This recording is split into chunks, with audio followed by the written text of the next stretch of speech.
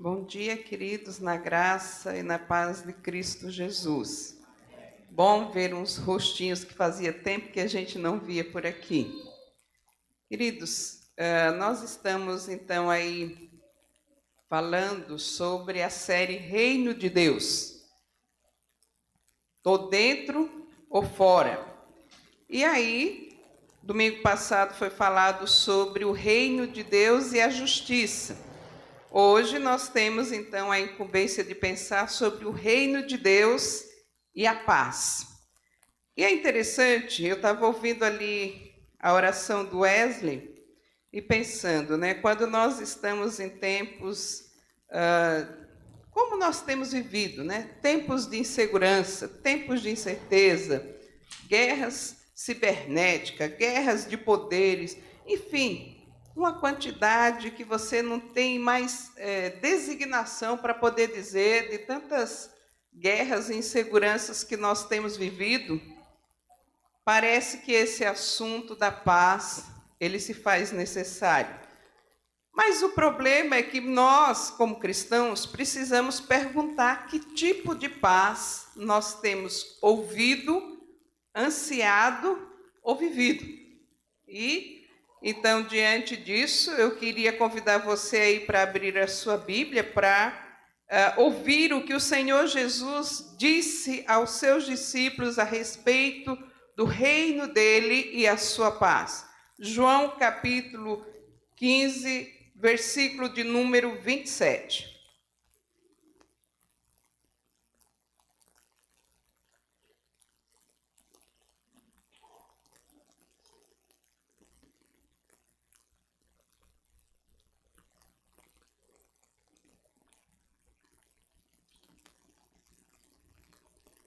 João 15, 27.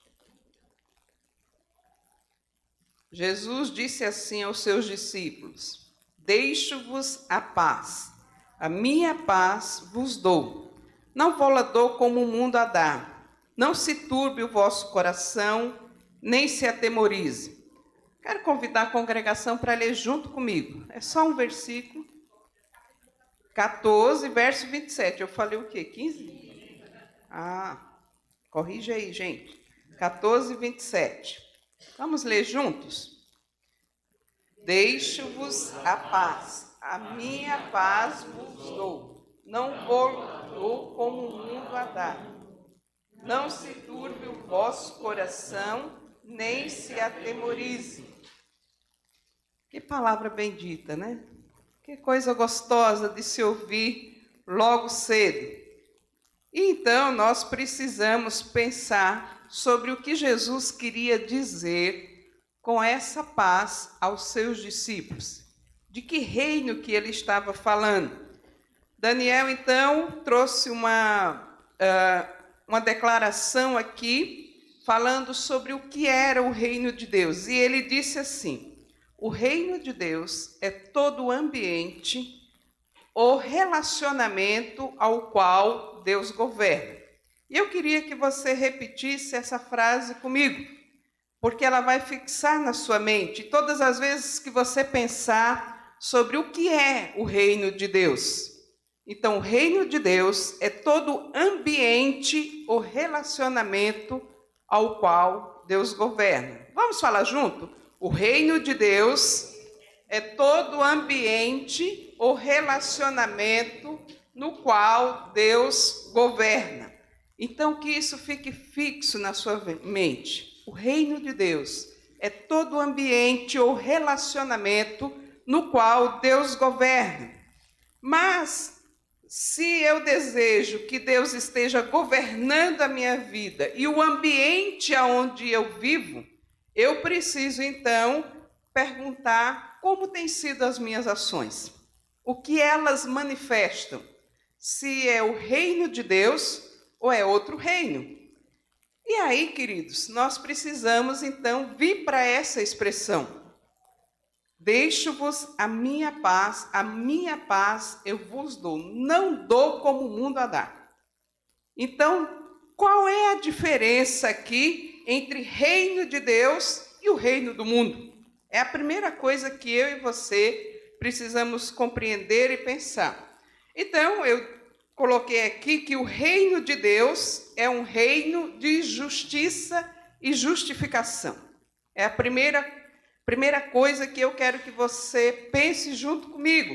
Aí talvez você diga assim para mim, mas Gisélia, os reinos desse mundo também falam de justiça e de justificação. É verdade. Porém, o problema é que o reino deste mundo não tem condições de executar essa justiça com lisura. Sempre vai ter um partidarismo, porque os magistrados e governos, eles são duas coisas, frágeis e vulneráveis. Então, por que é que o reino desse mundo não pode se sustentar ou se governar? Porque os seres humanos é que governam. E os seres humanos são frágeis e vulneráveis aos mesmos atos aos quais eles têm que legislar sobre eles. Logo, eles não têm como cumprir essa justificação. Mas eu quero que você venha comigo, lá em Romanos, nós vamos ver quem é que é capaz de cumprir essa justiça e essa justificação. A Bíblia deixa muito claro para mim e para você. E essa justiça e justificação, de acordo com Romanos capítulo 5, ela tanto é de fora para dentro. Vamos pensar aqui no magistrado. O magistrado, ele vem e ele determina uma sentença que vem de fora para que ela seja cumprida por você, para dentro de você, né? De quem é aquela pessoa que está ali sendo julgada, ocupada ou absolvida. O magistrado faz isso, então ela vem de fora para dentro. E nós podemos dizer que o reino de Deus, ele também é um reino que vem de fora para dentro de nós. Mas também ele é um reino que vem de dentro para fora. Aí você vai dizer para mim, nossa, agora complicou tudo. Pois é, o reino desse mundo, ele não tem como vir de dentro para fora. Ele só tem como vir de fora para dentro. Então, ele encontra um ser humano vulnerável e frágil. Com outro ser humano, que é o magistrado, que determina que é também um ser humano vulnerável e frágil. Mas venha comigo aqui. Romanos capítulo 5 fala algumas coisas que eu e você podemos entender e experimentar esse reino de uma forma muito mais intensa. E o próprio Jesus disse que o reino dele estava pronto para que eu e você pudéssemos experimentá-lo e vivenciá-lo a partir de duas coisas: crer e receber. Lá no capítulo 1 de João, versículo de número 12, ele diz isso: todo aquele que crê e receber, a mim recebe o meu reino. E aí, Romanos 5, nós vamos então entender aqui como é que esse reino de Deus, ele veio e se estabeleceu. Leia comigo aí o versículos primeiro e depois o versículo de número 6 até o versículo de número 11. Acompanhe comigo aí. Eu quero já ressaltar que nós vamos ler aqui vários textos hoje. Então, você não fecha a tua Bíblia, não. Nós vamos caminhar um pouquinho hoje aqui. Você tenha paciência comigo, que a gente vai tentar se entender aqui. Combinado? Você que está em casa também, abre tua Bíblia. Se não estiver aí sendo transmitido na TV ou no seu celular, abre tua Bíblia, acompanha comigo, não se perde não. Então diz assim: justificado, pois, mediante a fé, temos paz com Deus por meio do nosso Senhor Jesus Cristo. Portanto, aquele que crê e recebe a Jesus, ele é justificado pela fé em Jesus, não a fé nele, não a fé nas suas fragilidades. Versículo de número 6. Porque Cristo, quando nós ainda éramos fracos, morreu a seu tempo pelos ímpios. Dificilmente alguém morreria por um justo, pois poderá ser que pelo bom alguém se anime a morrer. Portanto, eu e você, na condição de frágil e falível, veio um, que é Cristo Jesus, que morreu no meu e no seu lugar. Mas Deus prova o seu próprio amor para conosco, porque talvez você diga assim, não, mas eu preciso merecer isso. E aí é que vem a grande diferença do reino deste mundo e do reino de Deus, que vem em Jesus e prova o seu amor. De que forma? Tendo Cristo morrido por nós, sendo nós ainda pecadores. Logo, muito mais agora, sendo já justificado pelo seu sangue, já tendo recebido, já tendo crido em Jesus, seremos salvos da ira vindoura. Porque se nós, quando éramos inimigos, fomos reconciliados com Deus, mediante a morte do seu Filho, muito mais, estando já reconciliados, seremos salvos pela sua vinda. E aí ele está se referindo à segunda vinda. E ele então diz assim, mas o que eu vou fazer, Gisele? Ok, eu recebi, eu criei e recebi esse reino, mas o que eu faço até ele voltar? Até esse tempo chegar? E aí ele vai dar uma missão para mim, para você, e diz o que é que eu e você precisamos fazer. Olha só, e não apenas isso, mas também nos gloriamos em Deus por nosso Senhor Jesus Cristo, por intermédio de quem agora nós recebemos a reconciliação. Então, recebemos e temos uma missão aí. E o apóstolo Paulo diz que a nossa missão é levar essa mesma reconciliação a todos os outros. Então, querido, nós temos aí duas circunstâncias sendo colocadas para nós. A circunstância de fora para dentro, né? Ele decidiu barrar o mal no mundo e ele decidiu fazer isso através de Cristo Jesus. Adão vem e peca e traz o mal a todos os homens, mas ele decide barrar esse mal. E ele decide não somente barrar o mal, mas ele decide executar o juízo aí por esse mal. De que forma? Cristo assumindo o lugar meu e seu. Portanto, trazendo um reino qual ele vem de fora para dentro, porque nem eu nem você teríamos condições de cumprir a pena. E Romanos 3:23 diz que a pena era a morte, morte eterna. Logo, portanto, esse reino vem e se estabelece a partir do ato de Jesus, trazendo a paz entre Deus e os homens, entre os homens e Deus. Aí talvez você diga assim para mim, mas está tudo certo aqui. Não vejo nenhum problema. Mas eu quero então explicar agora como é que esse reino acontece, essa justificação e essa justiça acontece de dentro para fora. Porque se nós fôssemos parar aqui, portanto, todo mundo estava aí zerado, vamos dizer assim. Está todo mundo quites com Deus. Mas como é que esse reino, então, ele ocorre de dentro para fora? E aí vamos voltar de novo lá em João, no capítulo 13, onde nós estávamos, e nós vamos ler o versículo anterior.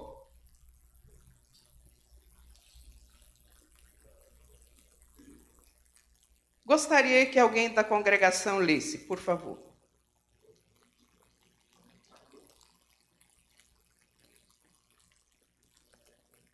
João 14, 26. Eu estou toda hora atrapalhando os capítulos. Mas o Auxiliador, que é o Espírito Santo, que o Pai vai mandar em meu nome, vai ensinar tudo a vocês. Ele vai lembrar a vocês de tudo que eu já lhes disse. Pula aí um pouquinho, vai lá no 16, no versículo de número 13, e lê também, Wesley, por favor. Lê do 13 até o 15.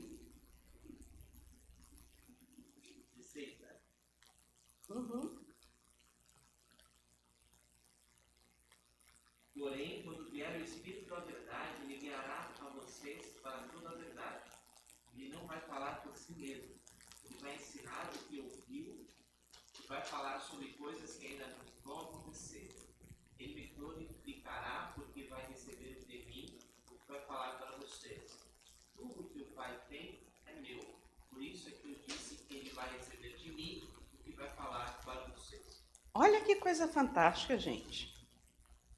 Isso só pode acontecer em mim e você, esse reino só pode se estabelecer em mim e você, essa ação de crer só pode acontecer em mim e você, se o Espírito Santo trouxer para o meu e para o seu coração esse convencimento de quem nós somos, e de quem Deus é, e de qual é o seu reino.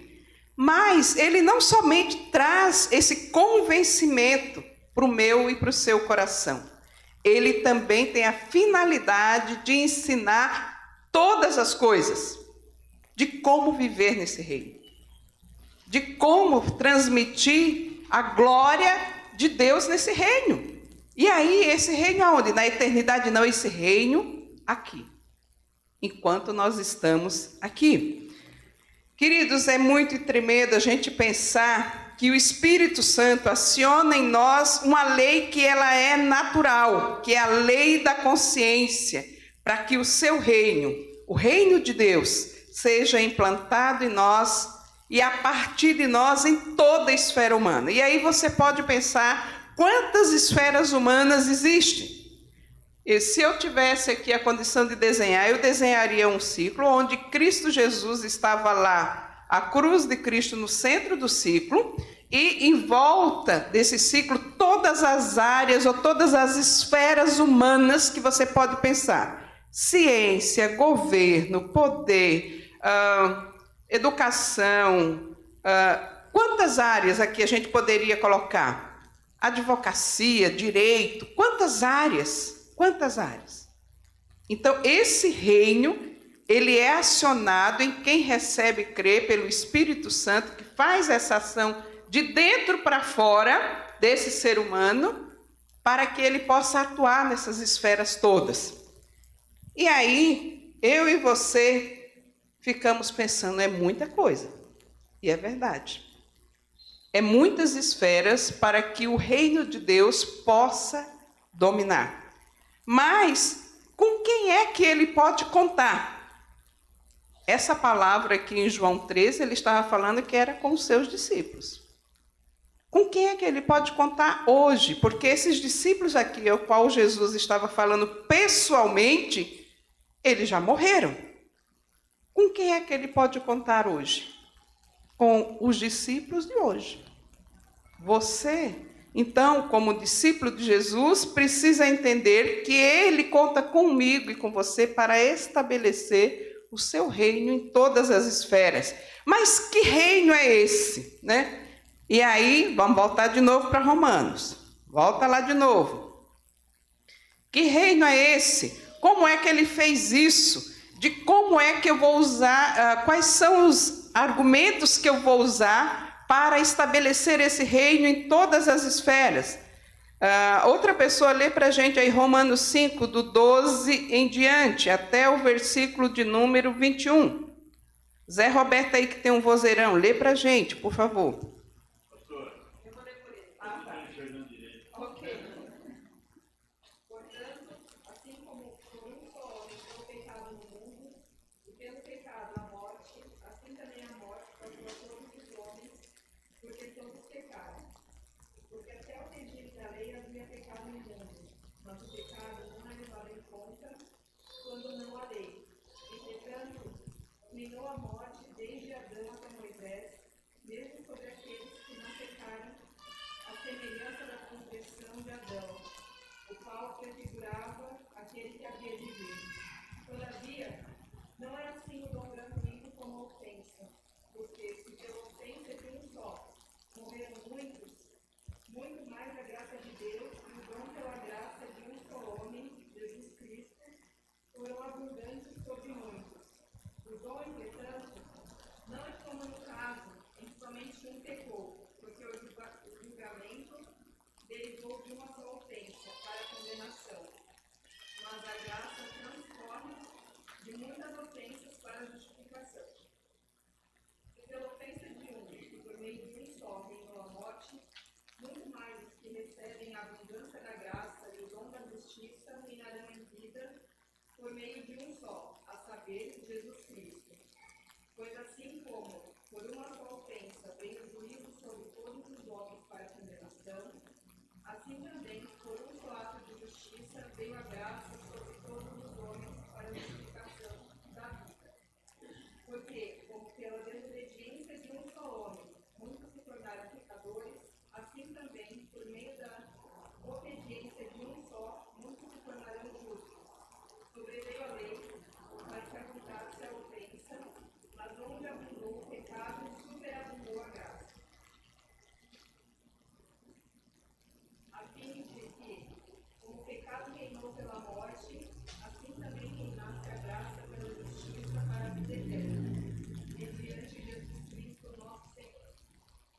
Eu poderia terminar esse texto dizendo assim, aleluias.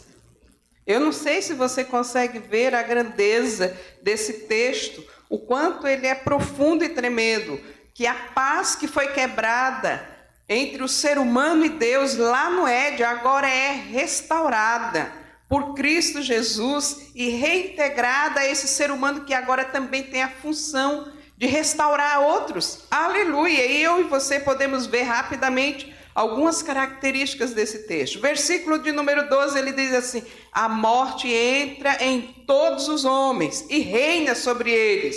Versículo 15, Deus decide dar em Jesus, a partir do dom de Deus, recebido pela graça, e passa a abençoar a muitos. Versículo de número 17, pela ofensa de Adão reina a morte, mas pela justiça de Jesus reina vida e justificação.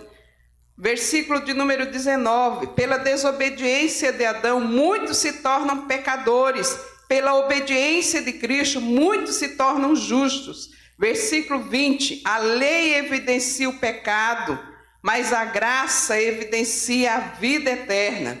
Portanto, recebemos em Jesus o seu reino e a evidência da paz para todo o que crê e o recebe. Um governo onde a sua vontade é soberana e ele estabelece entre os seres humanos para que vivam bem.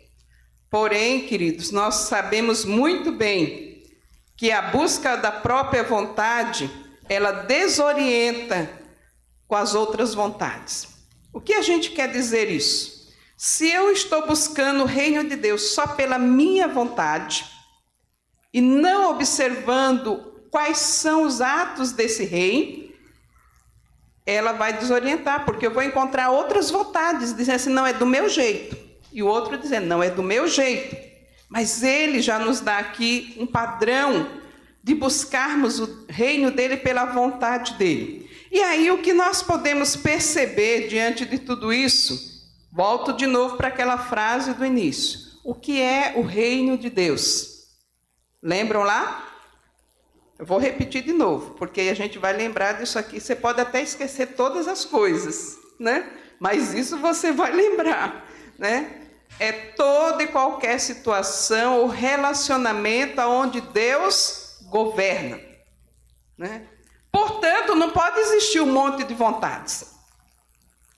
Só pode existir uma única vontade, que é a do Rei Jesus, aquele que governa, né?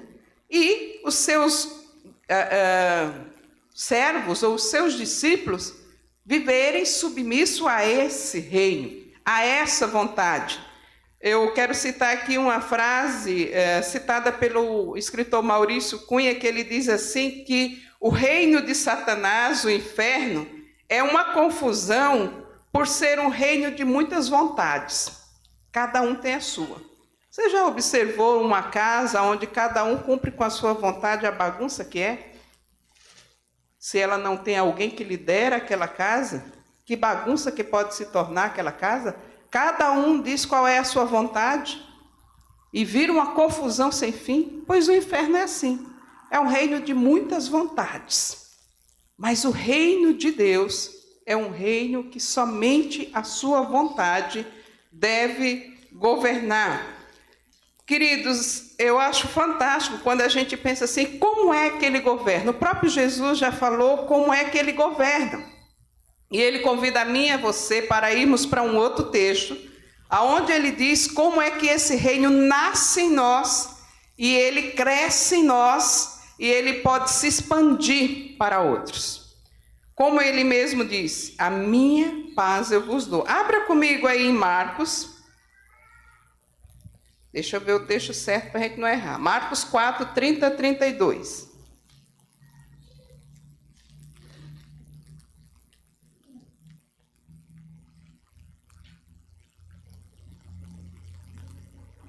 Mais alguém da congregação gostaria de ler? Marcos 4, do 30 ao 32.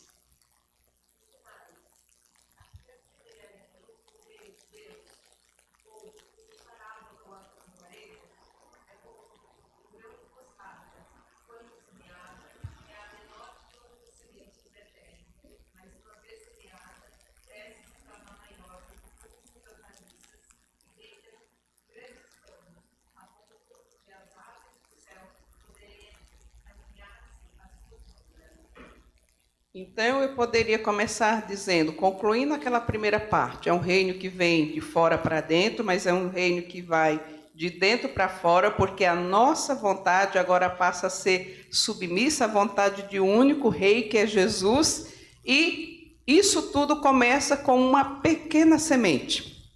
Qual é essa semente? A semente de que ele planta no nosso coração a fé, de que ele é suficiente, de que ele é capaz de fazer tudo aquilo que ele já prometeu, assim como ele demonstrou com a sua vida aqui. E ele começa aqui nesse texto dizendo, é como um grão de mostarda que é semeado. A fé, quando ela brota no meu e no seu coração, ela é essa pequena semente. Mas aí tem um outro detalhe que ele também falou para a gente. Aqui mesmo, nesse capítulo 4, sobre os solos. Cada coração é um solo diferente. Como a gente tem diversas áreas de domínio e governo humano, nós também temos aí os solos diferentes.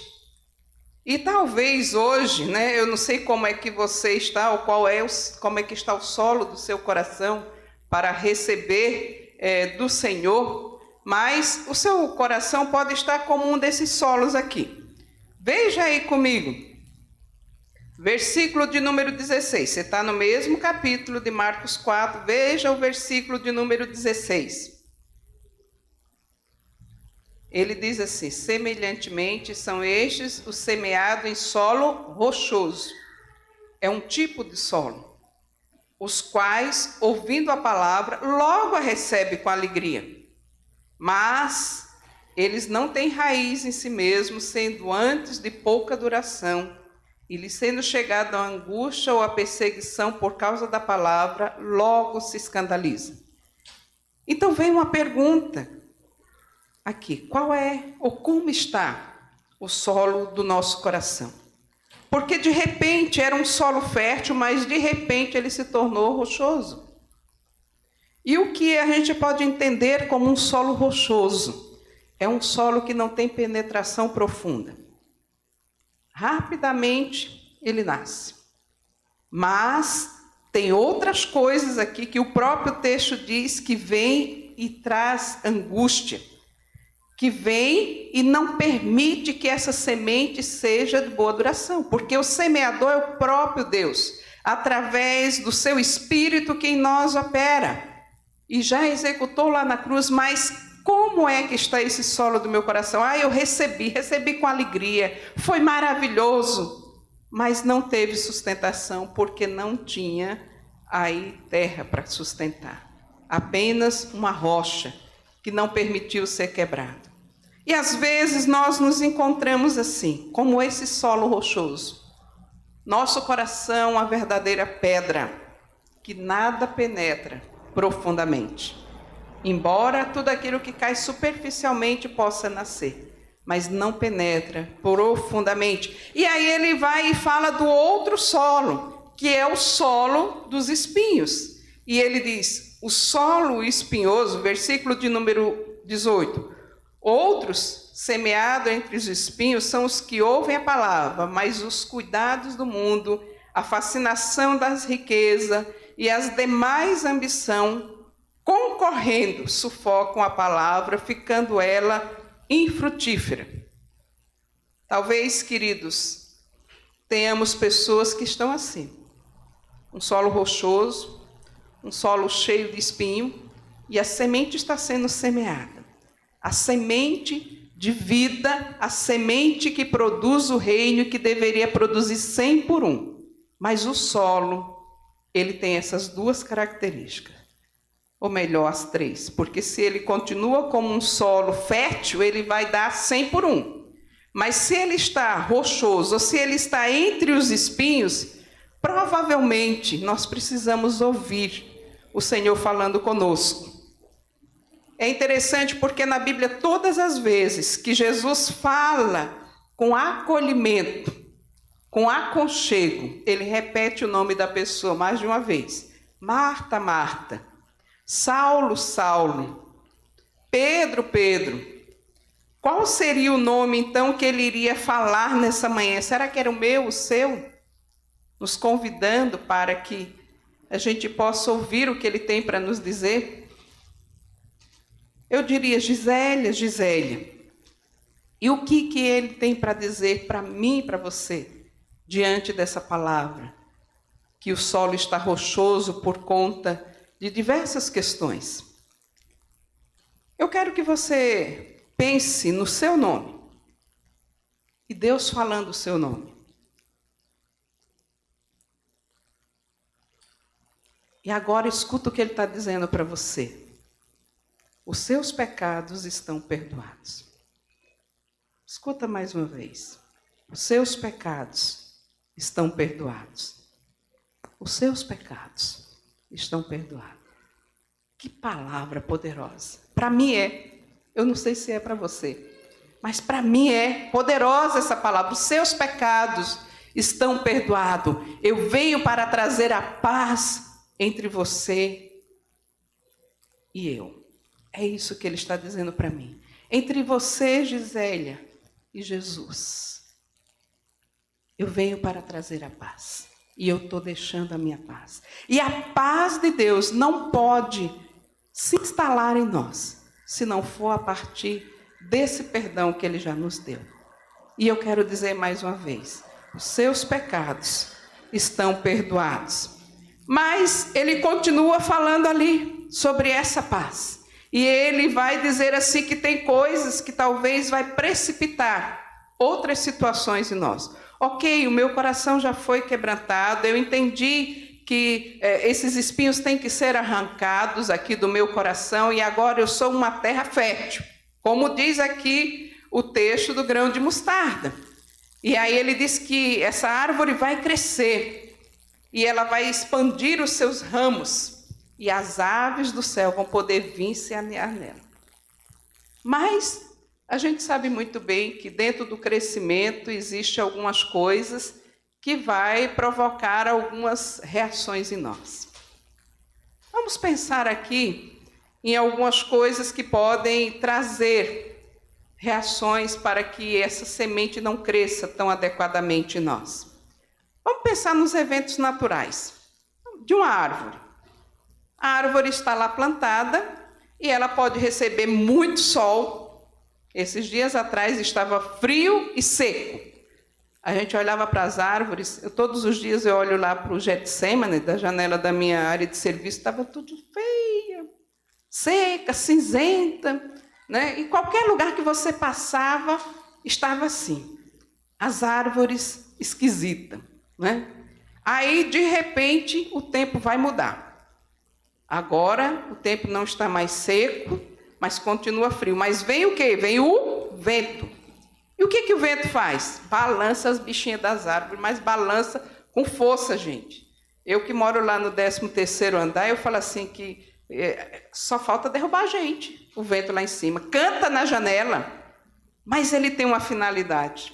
Derrubar as folhas secas, derrubar os galhos secos, para que a vida nova possa fluir. E como é que a gente pode pensar que isso acontece? É um segredo. Você pode dominar isso? Esse crescimento? Você não pode. Você não tem controle sobre isso. Mas a própria natureza faz. Quando vem as situações difíceis na minha e na sua vida, é Deus nos dando oportunidade de experimentar a sua palavra na prática. De experimentar esse crescimento na prática. É balançando-nos como as árvores para que as folhas secas caiam. Aquilo que não é tão importante fique para trás. Os galhos que estão atrapalhando a beleza de outros florir e se manifestar a sua glória toda, sejam quebrados. Mas nós, diferentemente das aves, nós queremos então, nos segurar ali. Não, isso aqui ninguém mexe. Isso aqui ninguém põe a mão. Não, porque eu sou assim. E aí até cantamos a história da Gabriela, né? Eu nasci assim, vou viver assim, vou morrer assim. E o vento está balançando, querendo tirar as folhas secas, querendo tirar os galhos secos. E aí vem o medo. Vem o desassossego. Nossa, que tempestade. Eu já ouvi, né? Eu já falei aqui que tem muita gente que fala assim, quanto mais oro, mais assombração aparece. Estou numa fase que o vento só passa lá na minha casa, não passa na do vizinho. E por aí nós vamos dando todas as frases, mas esse é um tempo que Deus está promovendo mudança. Mudança nas nossas vidas. Mudança de paradigma. Mudança de pensamento. Mudança de forma de ver e de implementar o reino de Deus nas nossas próprias vidas e na vida daqueles que estão próximo de nós. Mas nós ficamos, como disse Jesus, quando ele termina encorajando os discípulos. Não se atemorize, não se turbe, porque quando o vento vem e faz aquele todo, quando eu comecei a morar no apartamento, eu tinha medo daquele barulho. Eu achava que era assombração. Minhas filhas ficavam desesperadas, né, quando era pequena, porque era assombração vindo, e era só o vento fazendo barulho na janela. É só o vento querendo derrubar as folhas secas. É só o vento querendo derrubar os galhos que estão mortos. Tirar as situações que não servem para nada na vida da gente, e a gente fica lá segurando. Não, porque de repente essa folhinha pode voltar a ficar verdinha de novo. Não vai ficar, queridos. Todos os anos a gente corta aqui a roseira, e esse ano eu cortei 2 vezes por falta de uma. Quando você chega lá, ela está bonitona. Mas às vezes é como disse a Elaine, a gente não quer cortar porque tem uma florzinha ali. Você fala assim, mas tem uma florzinha aqui, eu vou cortar ela. Tem que cortar, senão ela não vai ficar bonita. E aí vem essa turbulência toda. Não é fácil, mas é uma oportunidade que Jesus está dando para mim e para você, para ouvirmos a voz dele. Eu dou a minha paz a você. Não é como o mundo. Ela não depende de circunstância. Ela não depende do momento em que o mundo está vivendo. Porque a minha paz, ela vai de eternidade a eternidade. A minha presença em você, essa semente que eu plantei em você, ela não morre porque você morreu. Ela vai para toda a eternidade. Então, como é que nós vamos viver? Atemorizado? Não, ele diz, olha, não fica turbado não aí, não fica desassossegado não, correndo de um lado para o outro, não porque agora é assim, não porque agora é... Não, tranquiliza teu coração. Tranquiliza teu coração e experimenta essa paz que ele quer nos dar. É interessante porque uma das coisas que acontece rapidamente em nós, às vezes a gente olha para Pedro assim e diz assim, nossa, Pedro era um cara indigno, né? Quantas besteiras Pedro fez. Pedro está lá no barco e tal, e aí quando ele vê Jesus, ele já corre logo e fala, se for o Senhor mesmo, o Senhor me manda. E Jesus fala, venha. Jesus não rejeita a impulsividade de Pedro, né? Pedro vira para Jesus e diz assim, olha, não somente lavar os meus pés, me dá um banho inteiro, né? Ele não rejeita. Aí ele continua lá, né, naquele auê todo de Pedro. Pedro diz assim, olha Jesus, eu vou contigo para onde o Senhor for. Se o Senhor, qualquer lugar eu estou contigo. Estou pronto até para morrer contigo. Aí Jesus vira para ele e fala assim, Pedro, meu querido, hoje tu vai me negar 3 vezes. Mas eu não estou te rejeitando, não. Ele diz isso para mim e para você. Ele não nos rejeita por causa do nosso temperamento. Mas ele fala assim, vem e experimente a paz que eu vos dou. Deixe eu limpar a sua vida, deixe eu limpar o seu coração, deixe eu limpar você para que você produza mais, para que você floresça mais. E o que eu acho fantástico é que esse reino de paz de Jesus, ele não depende da circunstância que eu e você estamos vivendo. Ele é completamente antagônico. Olha, eu vou dar aqui algumas coisas que eu acho bem antagônico. Olha só uma coisa do reino de Deus que é antagônico. Quanto mais eu dou, mais eu tenho. Não é um negócio antagônico? Para mim é. Porque o normal do ser humano é assim, eu vou segurar. E se amanhã eu não tiver mais? Mas no reino de Deus, quanto mais eu dou, seja amor, seja dinheiro, seja o seu tempo, seja o que for, mais você tem. É uma lógica inversa, é uma matemática que não dá para se explicar. Quanto mais eu me permito ser limpo, mais belo e florido fico. Mais dá para se ver o reluzir de Jesus na minha vida. Quanto mais eu me desprendo, mais eu me satisfaço. Então, eu digo para você, talvez o seu solo seja um desses dois aqui, ó, e que você está doido para pular fora do reino. Por isso que a gente propôs, reino de Deus, dentro ou fora. Não pule fora do reino, pule para dentro. Pule para dentro, mergulhe com muita profundidade, porque o que Ele tem para a minha vida e para a sua vida é o melhor. Você pode relutar com as tempestades, elas vão acontecer do mesmo jeito. Você tem a oportunidade de relutar sozinho, ficando na mesmice que você acha que vale a pena porque você conhece, ou você pode lutar dizendo assim, eu quero o melhor de Deus. Eu quero o que Ele tem para mim. Eu não sei o que é.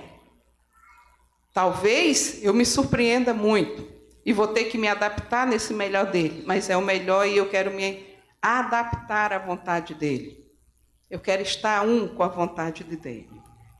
E aí, queridos, eu quero chamar o Ministério de Louvor, que vai cantar uma música que tem tudo a ver com isso, mas eu quero concluir aqui retornando a alguns pontos.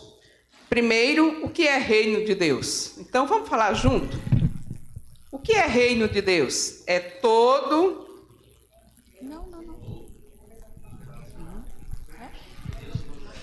Vamos de novo, 1, 2, 3. O que é reino de Deus? É todo...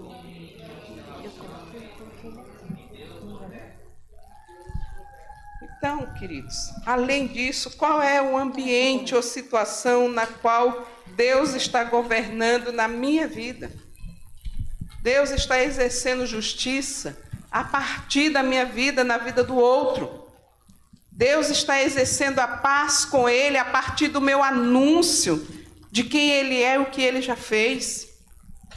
Deus está exercendo o seu reino e a sua justiça a partir das minhas ações práticas, na vida daquele que, como disse o pastor Daniel, não tem voz, não tem para onde correr, e de repente você é a voz desse, você é a voz dessa pessoa, você é a voz que acolhe e diz, existe uma palavra de esperança para você. Deus já te criou para viver uma vida plena, você pode experimentar essa vida plena. Eu quero concluir contando de uma experiência a qual Deus trabalhou na minha vida. Com essa palavra, o reino de paz dele é um reino de perdão. E aí eu estava morando com meu cunhado e uma bela noite eu cheguei tarde, porque o culto terminou muito tarde. E o meu cunhado estava na porta me esperando junto com a minha irmã e o meu cunhado junto com a família dele lá. E falou um monte de coisa para mim ali na porta. Como eu me senti envergonhada na frente daqueles rapazes, tudo da mesma idade que eu, meu cunhado ali falando um monte de coisa na minha cabeça. E não eram coisas boas. Eu fiquei com ódio lascado dele, né? E eu estava vindo do culto, hein? Não estava vindo de outro lugar, não. Mas a minha vontade era de voar no pescocinho dele assim. Mas eu estava morando com ele. E aí, no dia seguinte, eu fui para a igreja, isso era um sábado, no domingo pela manhã eu fui para a igreja, eu procurei o pastor e falei assim, pastor, eu estou muito triste.